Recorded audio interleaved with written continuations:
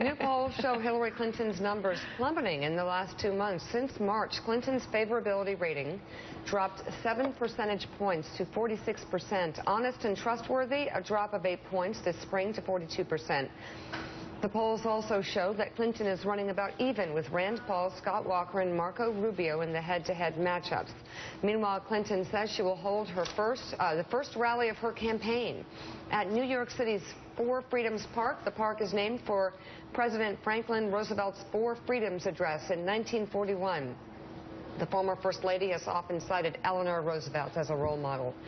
Clinton's kickoff takes place next Saturday. The park is accessible by tram, subway only, so the logistical setup should be fantastic. Hey, Jonathan Capehart, obviously your numbers keep falling. The press hasn't been fantastic. Supporters don't seem to be concerned, and Hillary's team, they don't seem to be concerned either. You have any concern about these numbers?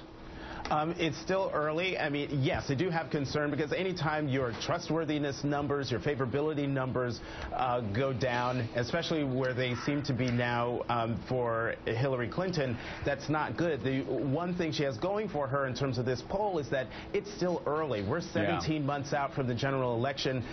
Poll numbers are just a snapshot in time. They bounce up and down. It'll be a problem if the bounce doesn't go back up. So, Jeremy Peters, this is something new. When you look at actually her approval rating, let's put that back up, and also then we'll go with the cares about people like you. I did not realize that this poll actually had her upside down. Never thought I would actually see that. Hillary, honest and trustworthy, 42% say yes, 57% say no. That is 15 points. And then on the favorability, unfavorability question, Jeremy, she's actually upside down on that as well. 46 have a favorable opinion of her. 50% have an unfavorable position. Those numbers are, well, they're almost Republican-like, Jeremy. Well, actually, if you look at the Republican numbers, there are so many Republicans in the field right now that Americans just don't know all that much about. So they're actually at something of an advantage there because people like Marco Rubio, Scott Walker, you know, they're able now to go out and sell themselves, sell the American people a certain image of themselves. And Hillary Clinton's just not able to do that. And I would also say that, you know, one of the other things that's really troubling for Hillary is the enthusiasm inside the Democratic Party. I think that's why you've seen this energy around Bernie Sanders' candidacy, this interest, you know, in Martin O'Malley. And when you talk to Democrats, there's almost like a certain sense of obligation, almost resignation that, yes, she's going to be the nominee, and yes, we're on board.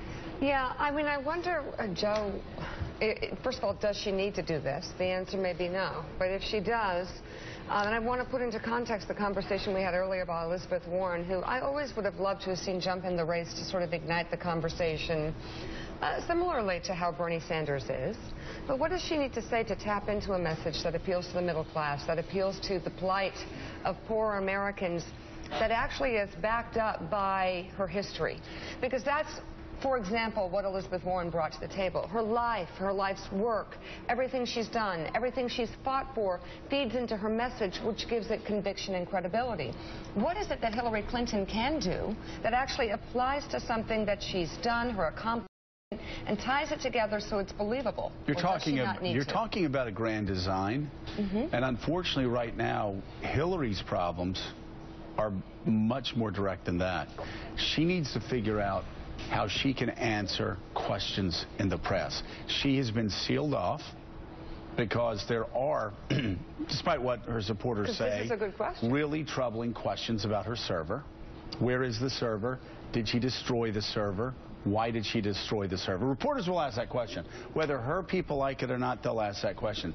And then they're going to start asking all the questions about, you know, the uranium deals. They're going to be asking all the questions about India. They've got 1,000 questions they don't want Hillary to answer right now. And, you know, Nicole, I said they don't have to answer these questions for a while. The problem is when you start seeing numbers like this, do you trust Hillary? And 42% say yes, 57% say no.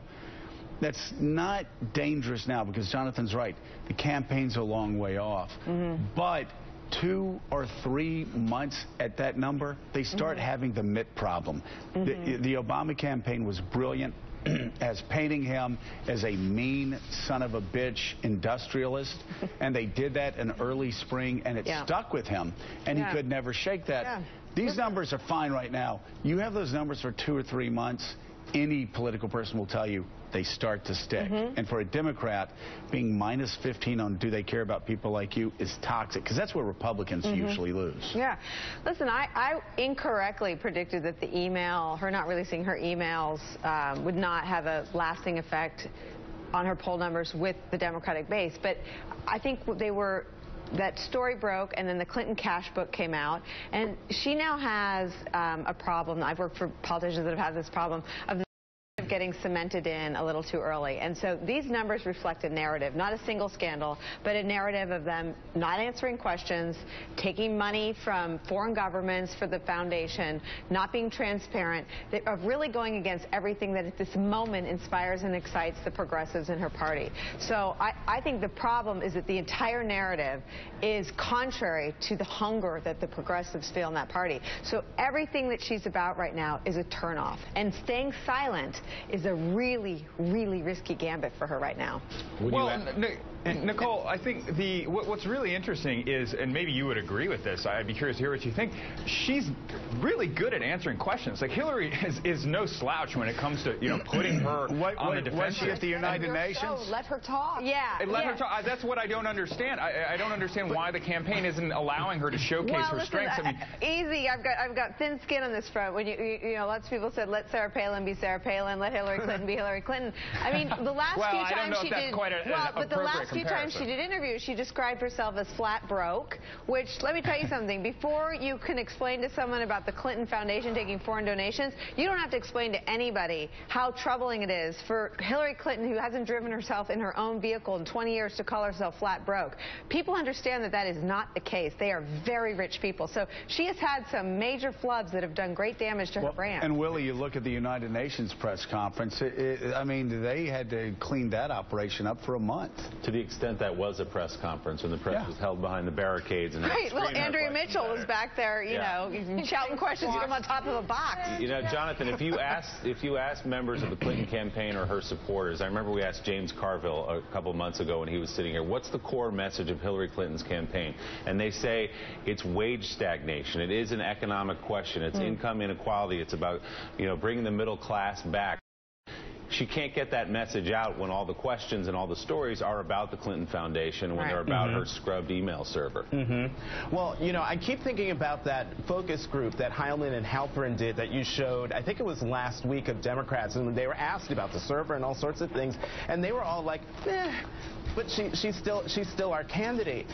So, I think for the Clinton folks, they see that view as something that gives them a little time. And to Nicole's question about her being silent, in our paper today we have a story about her, about Hillary Clinton's launch speech next week or in a couple of weeks.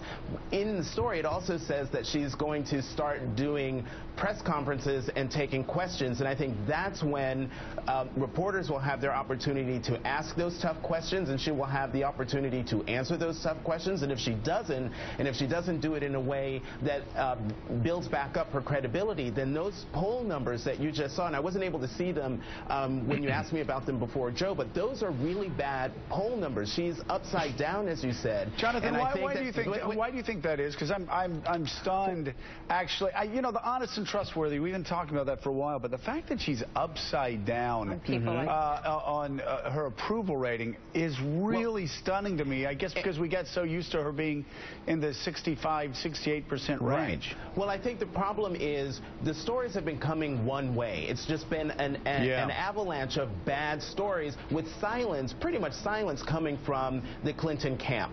After that big speech on the 13th, or hopefully before, she'll start taking questions from the press, and depending again on how she answers those questions will determine whether she can flip those poll numbers back over. Because right now, all the public has to go on is everything that's coming from the press, with no response whatsoever from the Clinton campaign, and I should say no credible response.